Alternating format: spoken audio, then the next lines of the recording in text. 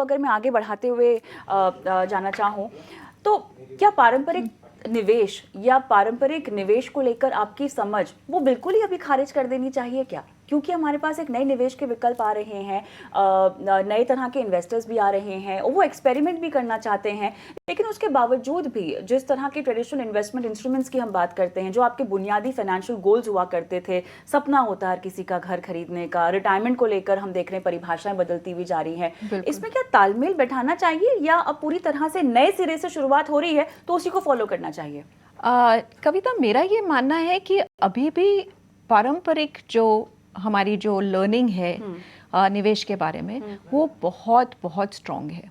और वो हमने देखा है कि वो अच्छे से उसके रिजल्ट्स जो है वो हमने देखे हैं। तो एक जो उसका एक जो सोल्यूशन है, जो एक तरीका है, प्रोसेस है, वो बिल्कुल अभी भी उतना ही सटीक है, उतना ही प्रॉपर है यूज़ करने के लिए। तो वो हमें ज़रूर फॉलो करना चाहिए। आई थिंक जो बदल गया है मेरे हिसाब से वो है फाइनेंशियल गोल्स। जैसे आपने रिटायरमेंट की बात की, अब जब हम महिलाओं से बात करते हैं तो उनके तो एक रिटायरमेंट नहीं होता, उनके तो बहुत सारे माइक्रो रिटायरमेंट्स हो जाते हैं बीच में। Very interesting. तो वो फाइनेंशियल गोल कैप्चर करना, कैसे माइक्रो रिटायरमेंट्स की आप बात कर रही हैं? जैसे कि जैसे शादी हो जाती है, कई बार वर्किंग वुमन है, शादी हो जाए तो कई बार शहर बदल जाता है, वो जॉब में थोड़ा सा ब्रेक आ जाता है, आप माँ बनती हैं तो थोड़ा ब्रेक आ जाता है।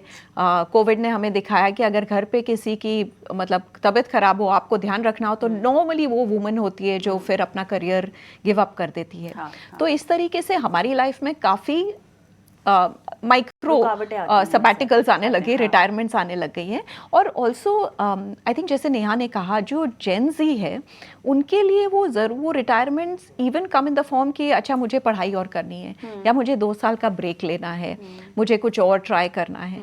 तो ये सारे फाइनेंशियल गोल्स चेंज हो गए। घर खरीदना, आप जेन ज़ी से पूछिए, किसी का गोल नहीं है घर खरीदने का, क्योंकि हर कोई चाहता है कि हम रेंट कर लेंगे। और एक्चुअली फाइनेंशियली सैवी डिसीजन होता है वो, क्योंकि अगर हम एक जगह नहीं रहे, अभी हमारा डिसीजन नहीं है, और अगर हमें रेंट पे करना एक EMI पे करने से चीपर है, तो वो एक व्हाई नॉट।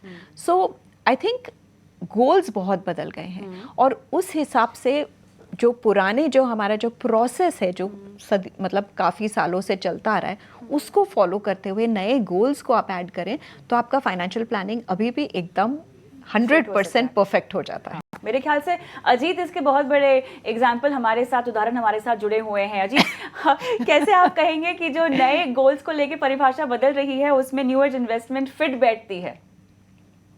देखिए, ऐसे है कि जो पुराने विकल्प हो या नए विकल्प हो, जो risk, return, liquidity, lock in, ये जो फैक्टर्स होते हैं, ये हर एक में आप स्टडी कर सकते हैं। यदि आप पूर्ण रूप से स्पेक्युलेटिव हैं, यानी कि आप चाहे लार्ज कैप खरीद रहे हैं स्टॉक मार्केट में, या कोई आप NFT खरीद रहे हैं और आपको पता नहीं है कि इसके अंडरलाइंग फैक्टर्स क्या है, तो बेसिकली आप गैम्बलर या स्पेक्युलेटर हैं। मुझे लगता है कि जब मैं CEO था इंडिया के लार्जेस्ट क्रिप्टो करेंसी एक्सचेंज का, जब मैं आपसे बात भी करता था 2018, 19, 20 में, उस समय मैंने एक बहुत ही सरप्राइजिंग चीज ये देखी थी कि हमारे जो यंग कस्टमर्स थे, यंग यानी कि लेट अस से 21 to 30 के एज में, उनमें से कई ऐसे कस्टमर्स थे जिनके पास म्यूचुअल फंड और स्टॉक नहीं था, और उनकी पहली इन्वेस्टमेंट क्रिप्टो करेंसी में थी। तो इसलिए उनकी जो एसेट क्लास की समझ थी वो क्रिप्टो करेंसी से हुई। तो उसके बाद उनको और किसी एसेट क्लास में स्वाद नहीं आया, क्योंकि लॉस दोनों जगह हो जाते हैं, चाहे दूसरे एसेट क्लासेस में कम हो, लेकिन जब प्रॉफिट होता है तो बहुत कम होता है। तो मैं ये समझता हूं कि हमारे जो आज के नए इन्वेस्टर्स हैं, बाय नए investors I don't necessarily mean के जो यंग इन्वेस्टर्स हैं, बट जो रिस्क एसेट्स में पहली बार आ रहे हैं, उनके लिए जो रिटर्न एक्सपेक्टेशंस है वो ज्यादा बढ़ गई हैं, शायद उनके लाइफ स्टाइल की वजह से, शायद न्यू एसेट क्लासेस की वजह से। और इसी कारण से जो ग्लोबल इन्वेस्टिंग है, यानी कि इंडिया में बैठ के आप फॉरेन कंट्रीज के या US स्टॉक में इन्वेस्ट कीजिए या क्रिप्टो करेंसीज में इन्वेस्ट कीजिए, ये बहुत पॉपुलर होते जा रहा है।